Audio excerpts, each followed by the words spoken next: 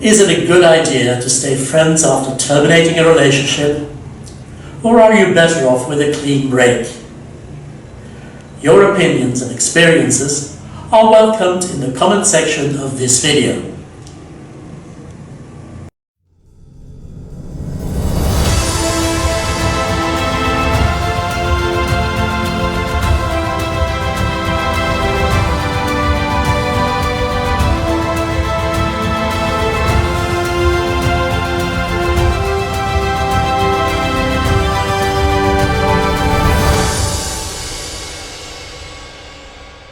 Today I'm in Baybay, which is not so far from Ormoc City, and I'm visiting the idyllic grounds of VSU, the Visayan State University. I have special memories of this place, but that is something we will come to later. First, I want to express my special thanks to the security guards and the members of the Multimedia Development Center, who ably assisted me in obtaining the authorization to record a YouTube video on these premises. The institution was established in 1924 as the Baybay Agricultural School. The school changed names a couple of times and attained rapid growth and development following its conversion into VISCA, which stood for Visayan State College of Agriculture. The name Visayan State University, VSU, was adopted in 2007. The university was identified by the Commission on Higher Education as Centre of Excellence in Agriculture, Agricultural Engineering and Forestry, as well as Zonal Research Centre. VSU's vision is to be a globally competitive university for science, technology and environmental conservation that made it its mission to develop a highly competitive human resource, cutting-edge scientific knowledge and innovative technologies for sustainable communities and environment. I think you are getting the picture why this campus looks like the Garden of Eden. It must be a true blessing to study here, and I couldn't resist asking some students how they experienced their time at VSU. Well, can anyone tell me what it's like to study here in such a beautiful environment? We are so lucky. Yes, I would think so. Beautiful places. Yes. It's like a tourist destination and a school at the same time. That's right. It looks very nice, very pristine. Scenic University. Very sakaon. I think it's very nice if you can study here. Huh? Yeah. It's Well, some students study over there. yeah. I think We're just having a good time after exam. yeah. That's, Stress out. We just finished the exams. oh, that's Now good. we're relaxing. You think you have done well in the exams? No. No comment. Yes, I have here. Well, enjoy the rest of your afternoon. Yeah. Bye. I'm sure these students will forever remember their stay on this campus. And so will I. No, I didn't study here, but I spent 2 wonderful weeks here with my Baybayan girlfriend 6 years ago. I will tell you that story after the intermezzo. Hey, you are still watching. Does that mean you like this video?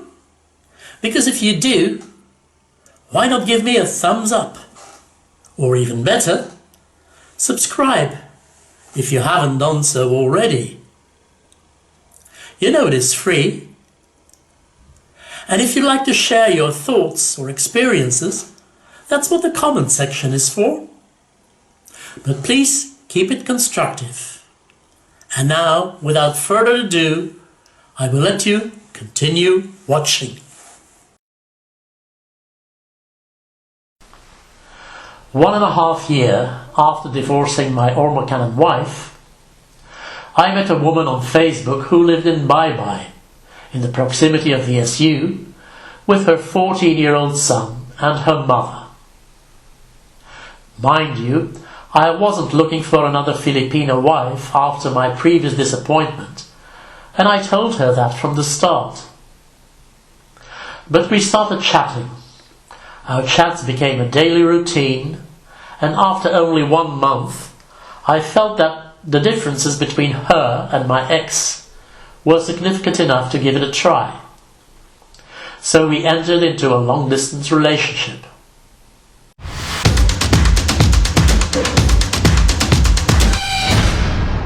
Although her entire family was Catholic, my new girlfriend and her eldest sister belonged to a group called born-again Christians. And that was not such a bad thing. It meant that, if I ever brought her to Belgium, she would not be attending Mass at the church in my district where the Catholic Philippine community of Antwerp gathers every Sunday. After all, it was there that my ex-wife met the people who led her astray. For more than a year, we chatted 2 hours a day. We both informed our families of our relationship, but I didn't tell my friends yet. I wanted to wait until I had met her in person.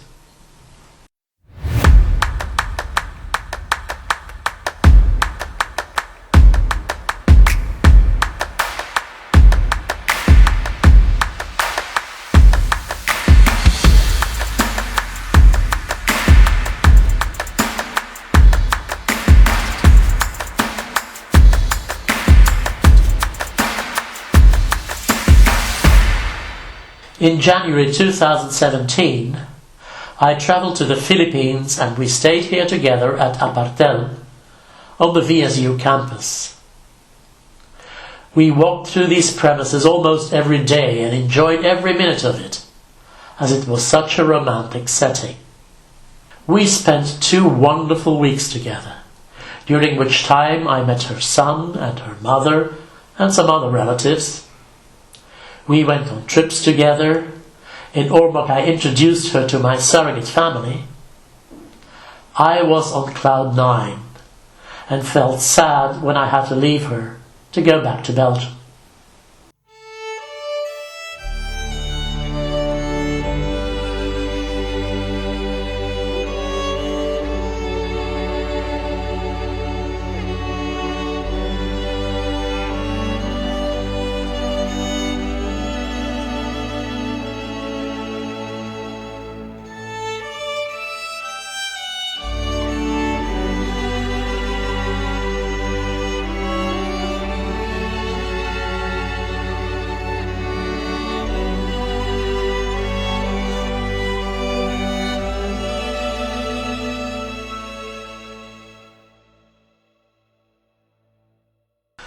Back home, we continued our long-distance relationship for another 1.5 years and started making plans to attempt getting her a tourist visa for Belgium.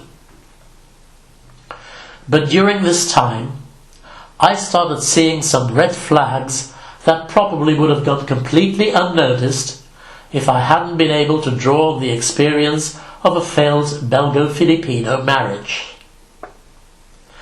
I now knew the pitfalls. I had learned to recognize a stop sign when I saw one. Although I loved this woman very much, self-preservation urged me to terminate this relationship.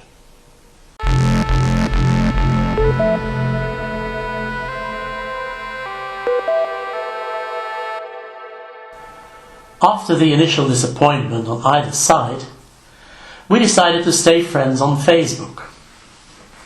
Our chats were reduced to Christmas and birthday greetings and an occasional message.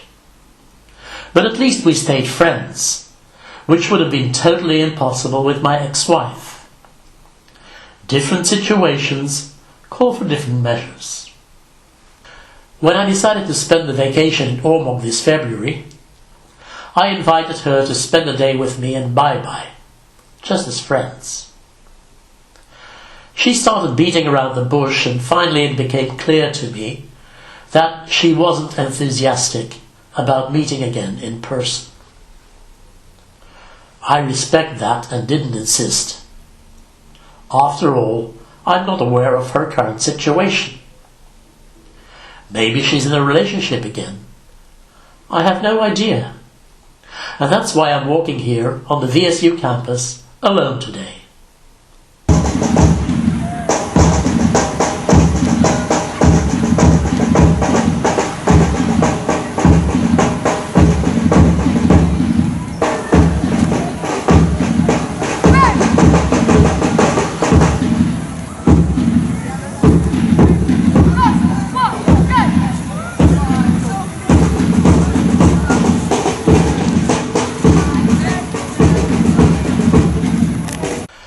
I walked alone during the day, but in the evening I had companionship. I invited some friends for dinner and let them choose the restaurant.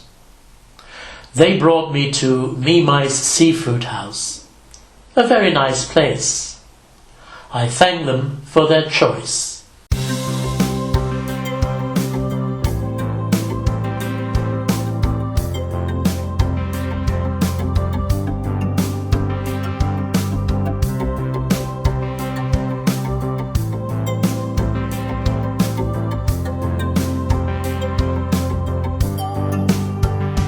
My dinner guests were J.R. Aparis, his wife Ileth, his cousin Ging, and her daughter Jasmine. J.R. is the son of the late Ormoc City Vice Mayor, Nepomuceno Aparis I. When I was still married, Nip Nip, as he was called, and his charming wife Telma were regular guests at the parties we hosted at our house in Barangay Luna. Nip Nip also invited us to JR's wedding. Unfortunately, both Nip Nip and Thelma have meanwhile passed away. After his father's passing, JR, who is in fact Nepomuceno Aparis II, became city councillor, but meanwhile he left politics. It was very nice to spend an evening with the next generation of Aparis, and we will certainly meet again should I ever return to Ormoc.